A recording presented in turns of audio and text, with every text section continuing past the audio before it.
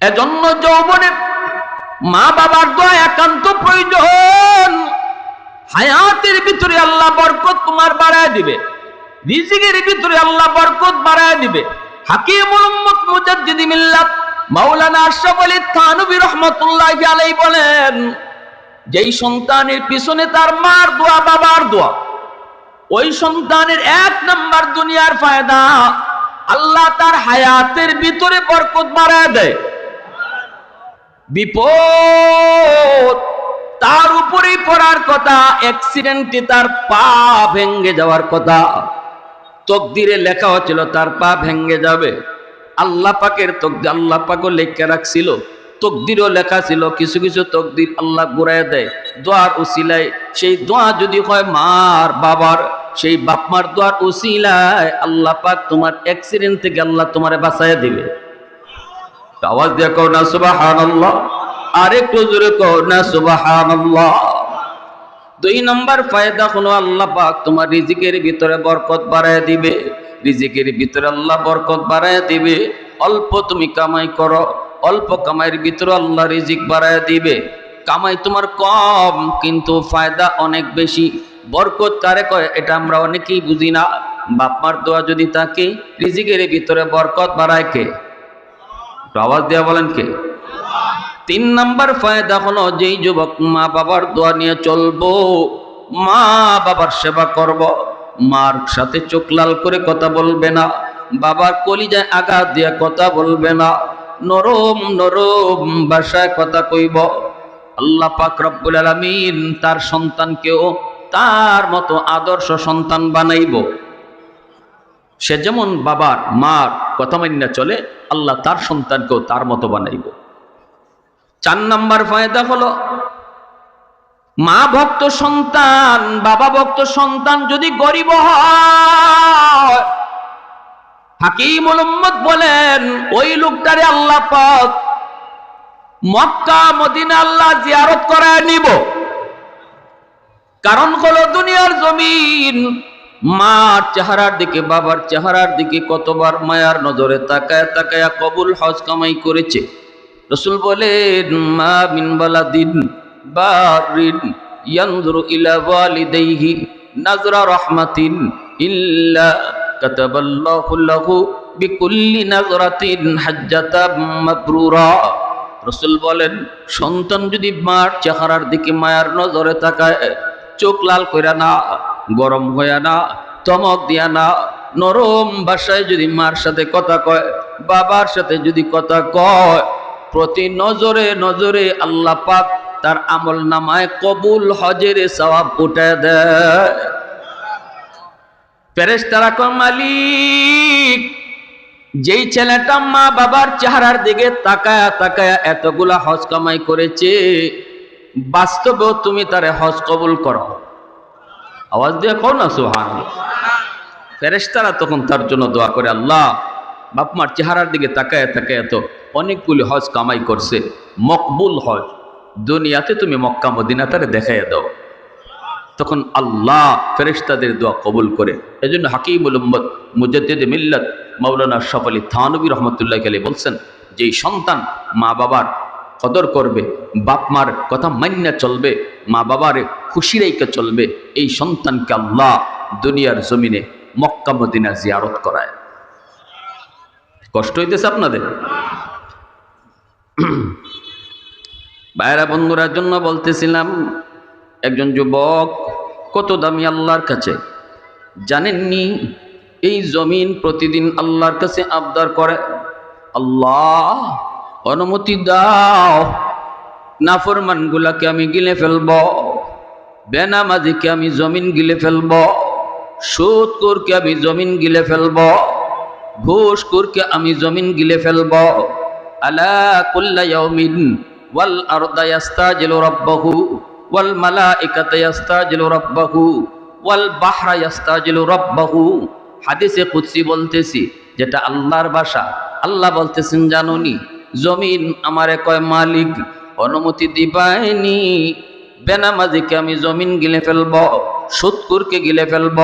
আল্লাহ বলেন, কেন? জমিন কয়, বেনামাজির পায়ের বোঝা আমি আর কতদিন নিমু গো? সুদকুরের পায়ের বোঝা কতদিন আমি সহ্য করব? আসবিরু ইলা মাতা আসবিরু। জমিনে কয় মালিক আর কতদিন, আর কত কাল ওই সুদকুরের পায়ের বোঝা আমি জমিন সহ্য করব? আল্লাহু আকবার, জোরে খাও। তার পাগলা গোরা দৌড় দিতে চাচ্ছে। যুবকের পাগলা গোরা দৌড় দিবেই, কিন্তু যে যুবক তার যৌবনের পাগলা গোরার লাগাম টেনে ধরে, আল্লাহর ভয়ে বন্ধুদের সাথে চুরি ডাকাতি করে না, জিনা বেবিচারে যায় না, মদ গাঞ্জা ইয়াবা খায় না, আল্লাহর রাসূল বলেন তোমরা জানো না ওই যুবক যৌবনেই সে আল্লাহর ওলির তালিকায় নাম উঠায় না। আওয়াজ দিয়া বলেন সুবহানাল্লাহ, আর জোরে আল্লাহু আকবার। মুসলমানের আওয়াজে আল্লাহু আকবার। তাহলে যৌবনে ইবাদতের দাম আসেনি না নাই? আমার ভাইয়েরা, বন্ধুরা, যুবক, আল্লাহ পাক রব্বুল আলামিন পবিত্র কোরআনুল কারীমের সূরাতুত তিনের ভিতরে আল্লাহ কসম খেয়ে এই কথাটাই বলতেছেন। আল্লাহ পাক বলেন ওয়াত্তিন ওয়াজ্জাইতুন ওয়া তুরি সিনিন ওয়া হাযাল বালাদিল আমিন। আল্লাহ পাক বলেন জানোনি আমি আল্লাহ তিনের কসম খাইলাম, জাইতুনের কসম খাইলাম, তুর পাহাড়ের কসম খাইলাম, পবিত্র মক্কা নগরীর কসম খাইলাম। কয়টা কসম? জোরে কোন কয়টা? আল্লাহ পাকের কসম খাওয়ার কোনো প্রয়োজন নাই। আল্লাহ পাকের কথা এমনিতে 100 এরপর আল্লাহ জায়গায় জায়গায় কসম খেয়েছেন কথাটার গুরুত্ব বোঝানোর জন্য। আল্লাহ বলেন বান্দারে আমি আল্লাহ 4টা জিনিসের কসম খেয়ে বলতেছি। তোমরা মানুষ, আমি তোমাদেরকে বড় সুন্দর করে বানাইছি, বড় দামি করে বানাইছি, তোমরা সবার চেয়ে সম্মানী, ফেরেশতার চেয়েও আমি তোমাদেরকে দামি বানাইছি। মানুষের দাম ফেরেশতার চেয়েও বেশি, সুবহানাল্লাহ। কিন্তু ওই মানুষটাই যখন আল্লাহকে চেনে না, ওই মানুষটা যখন আল্লাহর গোলামি করে না, এই মানুষটা যখন হালাল হারাম মানে না, জায়েজ নাজায়েজ বুঝে না, বৈধ অবৈধ মেনে চলে না, যা মন চায় তা করে, যা খাইতে মন চায় তাই খায়, এটা হালাল নাকি হারাম একটু ভাবে না। আল্লাহ বলেন এই মানুষটা আর মানুষ থাকে না, সে তখন কুকুরের চেয়েও বেশি নিকৃষ্ট হয়ে যায়। মালিকের গোলামের মাধ্যমে যে মানুষ ফেরেশতার চেয়ে বেশি দামি হয়, ওই মানুষটাই আল্লাহর গোলামি ছেড়ে দেওয়ার কারণে কুকুরের চেয়ে নিকৃষ্ট হয়। কথাটা আমি মৌলবীর কথা নয়, কথাটা আল্লাহ নিজে বলেছেন উলাইকা কাল আনআম। আল্লাহ বলেন জানো নি যেই মানুষ আমি আল্লাহকে চিনে না, আমার বন্দেগী করে না, আমার হুকুম মতো চলে না, আমার বিধান মেনে চলার চেষ্টা করে না, কোনটা হালাল কোনটা হারাম জানার চেষ্টা করে না, মানতেও চায় না, আল্লাহ বলেন তার জীবন আর হায়ওয়ানের জীবনে কোনো তফাৎ নাই। একটা গরু ছাগল যেমন তাদের জীবনে কোনো বৈধ নাই অবৈধ নাই, হালাল নাই হারাম নাই, জায়েজ নাই নাজায়েজ নাই। একটা গরু যা মন চায় তা খায়, যা দেখতে মন চায় তা দেখে, যার সাথে রাত কাটাতে মন চায় তার সাথেই রাত কাটায়।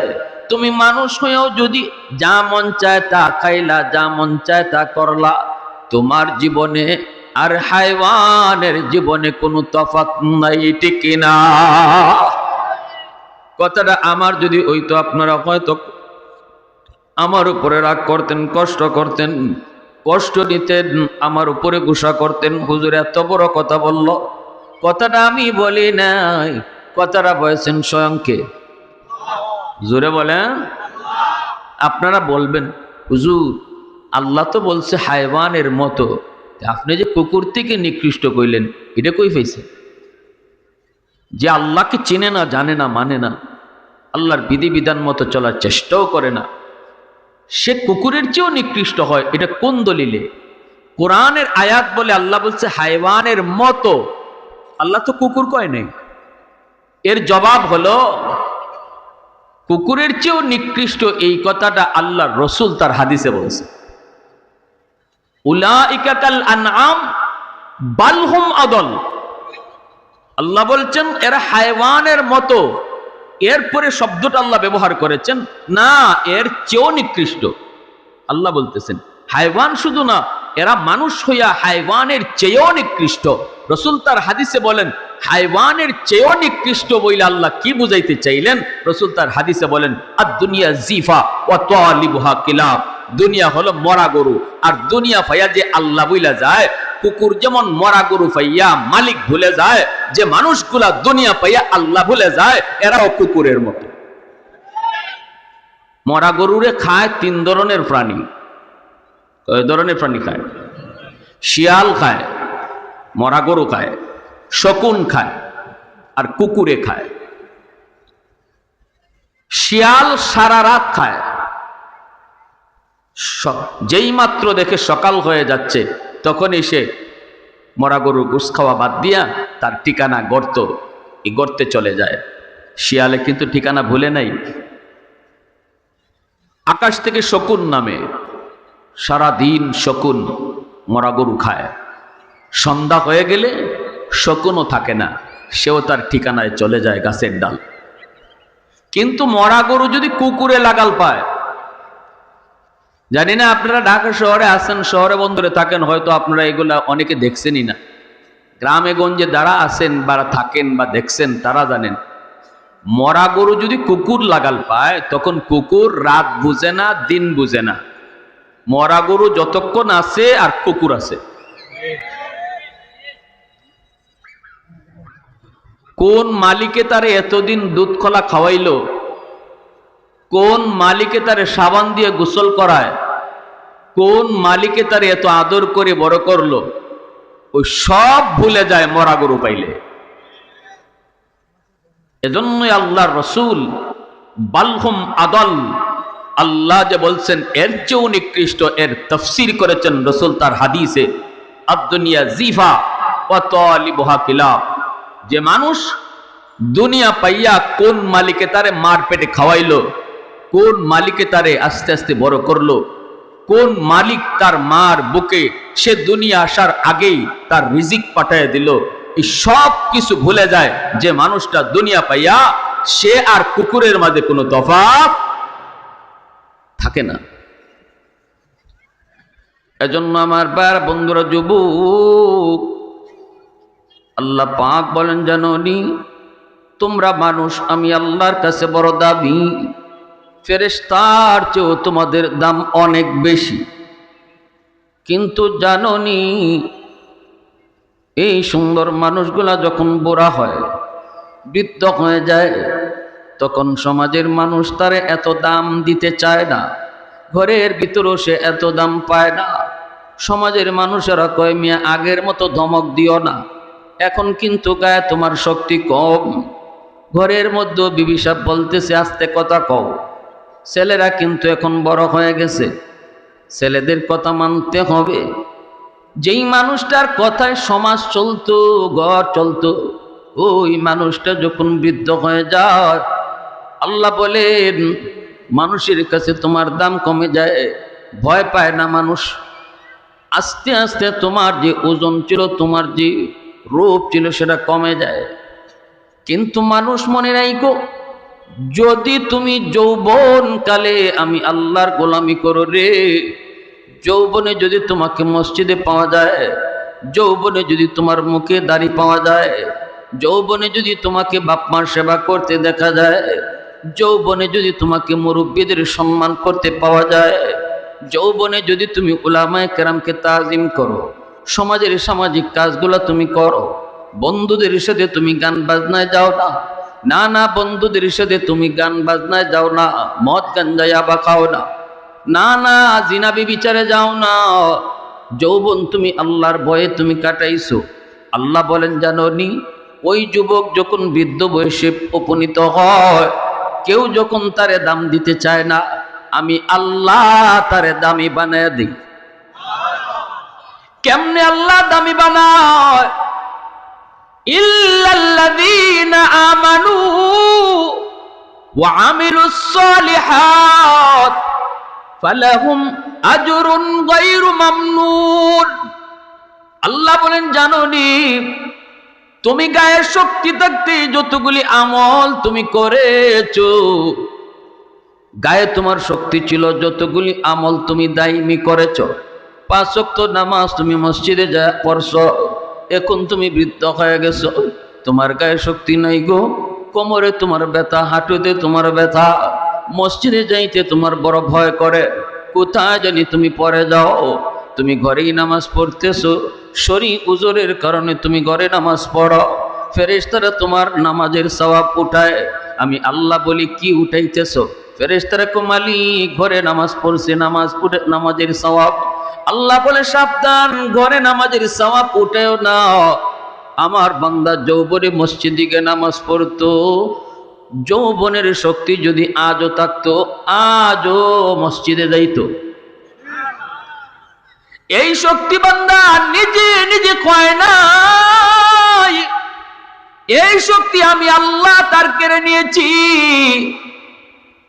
আজও যদি আমার বান্দার গায়ে শক্তি থাকতো, আজও মসজিদে যে নামাজ পড়তো। অতএব যদিও আমার বান্দা ঘরে নামাজ আদায় করে নে, তবুও কিন্তু আমল নামায় মসজিদে জামাতের সওয়াব তোমরা উঠে দাও। মুসলমানের আওয়াজে কও না সুবহানাল্লাহ, আরেকটু জোরে কও না সুবহানাল্লাহ। এ যুবক, একটু দিলটা নরম করে একটু কথাটা বুঝো।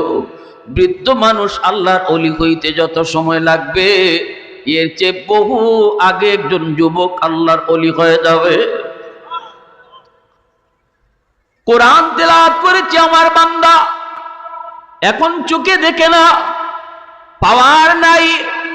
কোরআন তেলাওয়াত করতে গেলে হরফ দৌড়াদৌড়ি করে, আফসোস করে আমার বান্দা।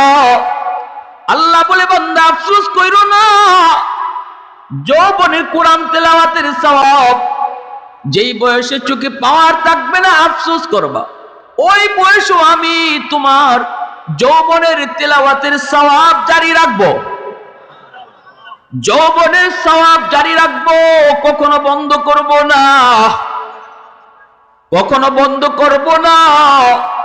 কারণ তোমার চোখের পাওয়ারটা তো আমি নিয়েছি, তুমি নিজে নিজেই পাওয়ার নষ্ট করো নাই।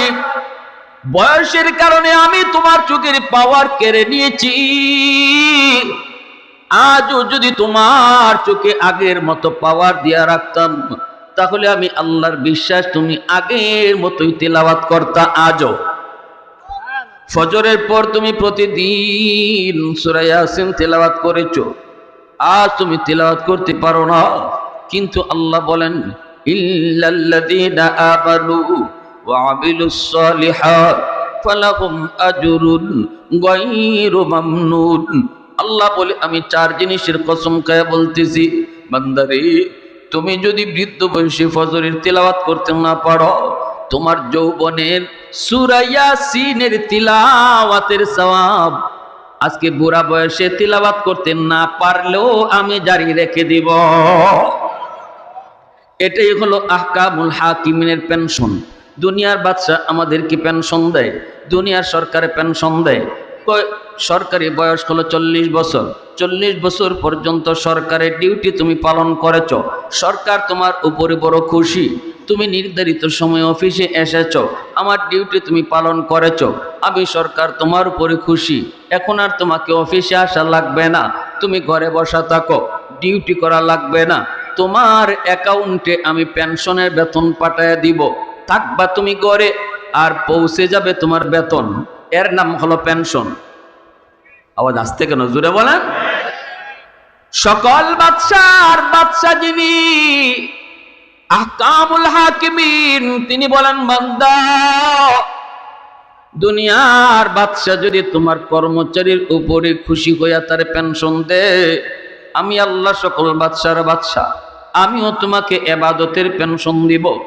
যেই নফল বন্দিগিগুলা তুমি করছো যৌবনে, যেগুলা তোমার দাইমি আমল ছিল, আজকে বুড়া বয়সে তুমি পারো না, ওই যৌবনের এবাদতের কারণে আমি যৌবনের সবগুলি এবাদত জারি রাখবো।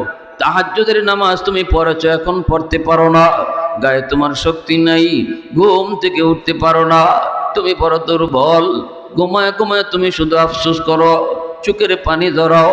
আল্লাহ কয় বান্দারে কাঁদিস না, যদিও তুই ঘুমায় রইছো, তাহাজ্জুদের টাইমে তোমার ঘুম ভাঙছে ঠিকই, কারণ তোমার এই টাইমে ঘুম ভাঙা অভ্যাস ছিল।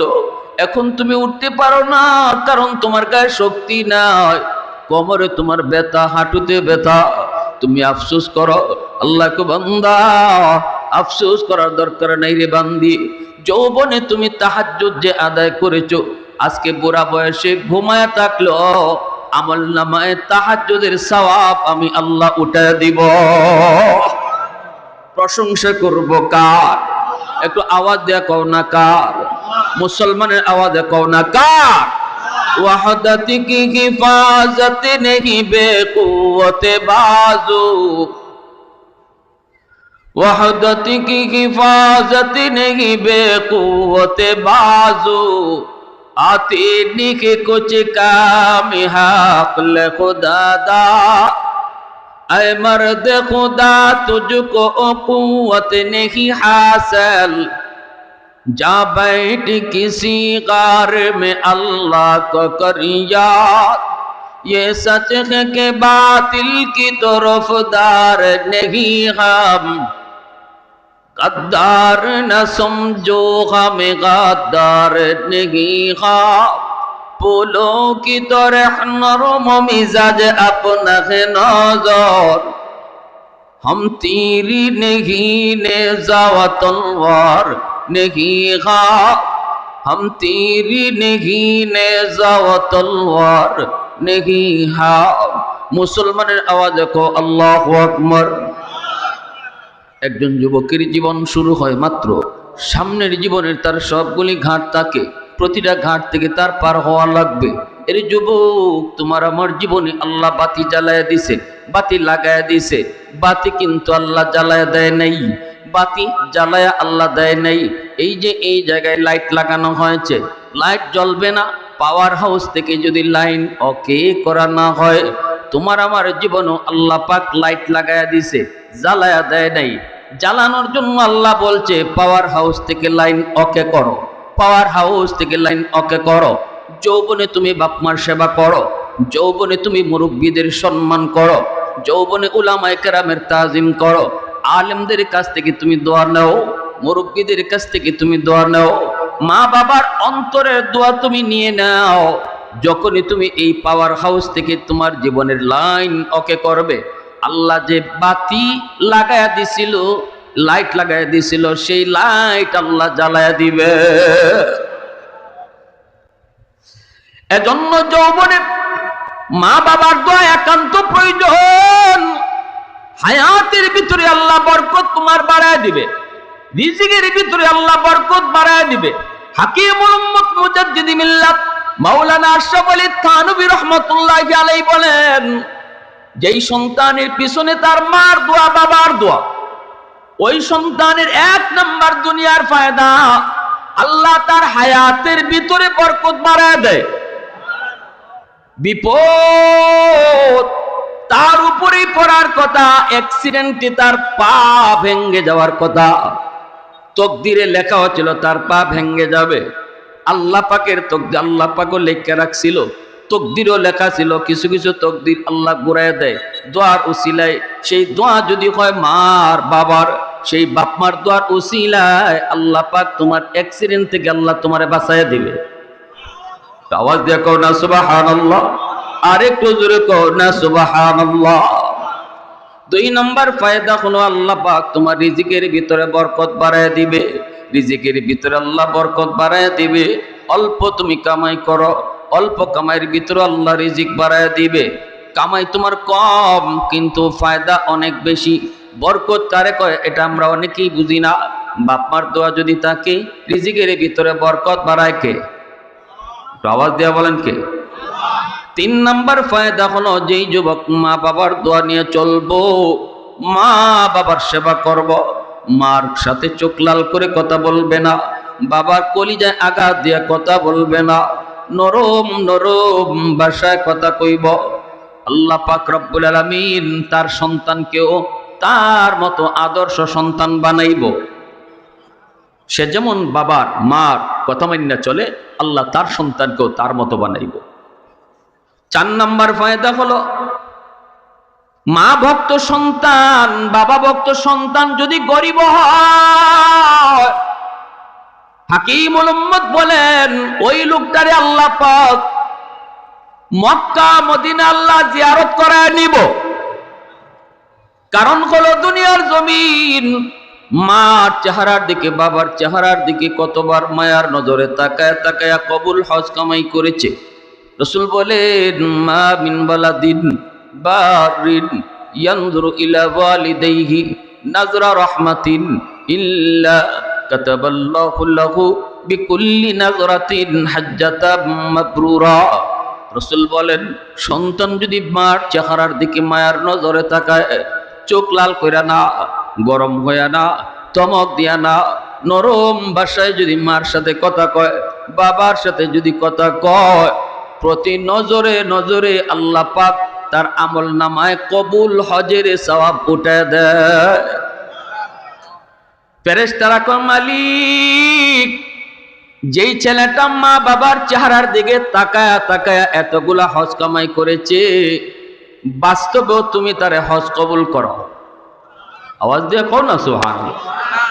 ফেরেশতারা তখন তার জন্য দোয়া করে, আল্লাহ বাপ মার চেহারার দিকে তাকায় তাকায় তো অনেকগুলি হজ কামাই করছে, মকবুল হজ, দুনিয়াতে তুমি মক্কা মদিনা তারে দেখাইয়া দাও। তখন আল্লাহ ফেরেশতাদের দোয়া কবুল করে। এজন্য হাকিমুল উম্মত মুজাদ্দিদ মিল্লাত মাওলানা আশরাফ আলী থানভী রহমতুল্লাহ আলাইহি বলছেন, যেই সন্তান মা বাবার কদর করবে, বাপ মার কথা মান্যা চলবে, মা বাবার খুশি রেখে চলবে, এই সন্তানকে আল্লাহ দুনিয়ার জমিনে মক্কা মদিনা জিয়ারত করায়। কষ্ট হইতেছে আপনাদের? ভাইরা বন্ধুরার জন্য বলতেছিলাম, একজন যুবক কত দামি আল্লাহর কাছে জানেননি?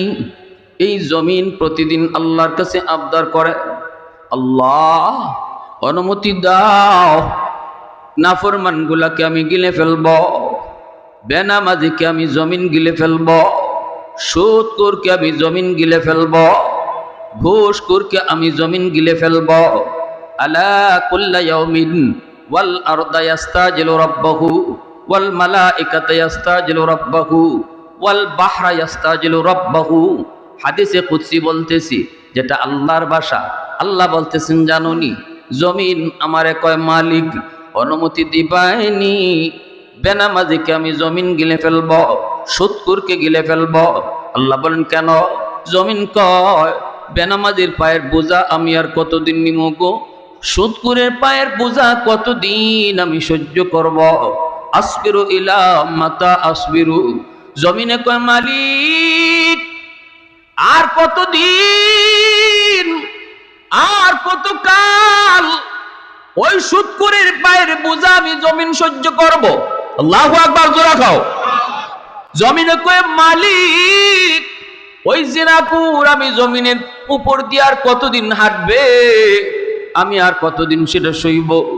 আল্লাহ বলে জানোনি, তোমাদের এলাকার জমিনও প্রতিদিন আবদার করে, আপনাদের মির্জাপুরের জমিনও আল্লাহর কাছে এই আবদার করে, বেনামাজির সকালবেলা যখন ঘর থেকে নামাজ না পড়েই বের হয়, তখনই জমিনে কয় মালিক অনুমতি দেও, নাফরমান তোমার হুকুম নামাই না ঘর থেকে বের হয়ে গেছে, আমি জমিনে যদি তুমি অনুমতি দিতাও আমি কিন্তু এখনই ফেটে যাইতাম, পরের নগদ আমি কবর দিয়া ফেলতাম।